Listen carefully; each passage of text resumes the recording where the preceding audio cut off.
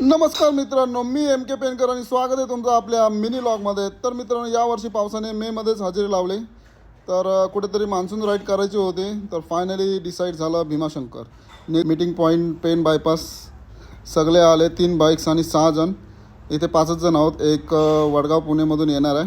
तर जास्त टाईमपास न करता निघालो राईडला. पेनपासून 170 किलोमीटर आहे आणि पुण्यापासून आहे 110 किलोमीटर भीमाशंकर ज्योतिर्लिंग टेम्पल. तो फायनली आपला लोणावळ्याचा खंडाळ्याचा काय असेल तो घाट लागलेला आहे. हा घाट रस्ता असा मस्त. इथे गाड्या लीन घ्यायला मजा येतं, बट अशी ट्रॅफिक नाही पाहिजे. तर जाताना दिसली खंडाळ लेक. म्हटलं इथे पण कधीतरी एक राईड करावी. जाऊन पुढे ब्रिजवर थांबलो, थोडे बाईक्स वगैरे बघितले, कारण संडेला खूप गाड्या असं बघायला भेटेल मला. हे बघा, आणि गाड्या घोड्या लोड्या सगळं बघायला भेटेल. संडेला या तुम्ही, सॅटर्डे संडेला जाम माणसं असतात. वडगावला पोचलो. कोणाने 6वा मेंबर सोबत घेतला आणि बसलो नाश्ता करायला.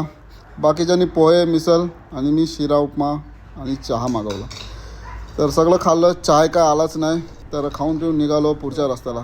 आणि पुढचा रस्ता होता 80 किलोमीटरचा, पूर्णपणे ऑफ रोड. तर जाताना चांगले चांगले नजारे बघत गेलो, त्यामुळे काय वाटलं नाही.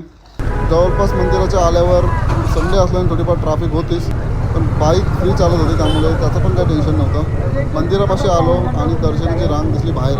तर पुढे जाऊन पार्किंग होती. पार्किंगमध्ये बाईक लावली. बाईकचे 20 रुपये पार्किंग दिले आणि गर्दी पाहता निर्णय घेतला मुखदर्शनच घ्यायचं. विषय असा की पहिलं मुखदर्शन घेऊन नंतर तर मंदिरापाशी आलो, मुखदर्शन घेतलं आणि थोडेफार फोटो वगैरे काढून थोडा टाईम स्पेंड केला आणि निघालो परतीच्या प्रवासाला. व्हिडिओ आवडल्यास लाईक करा आणि सबस्क्राईब करायला विसरू नका. धन्यवाद.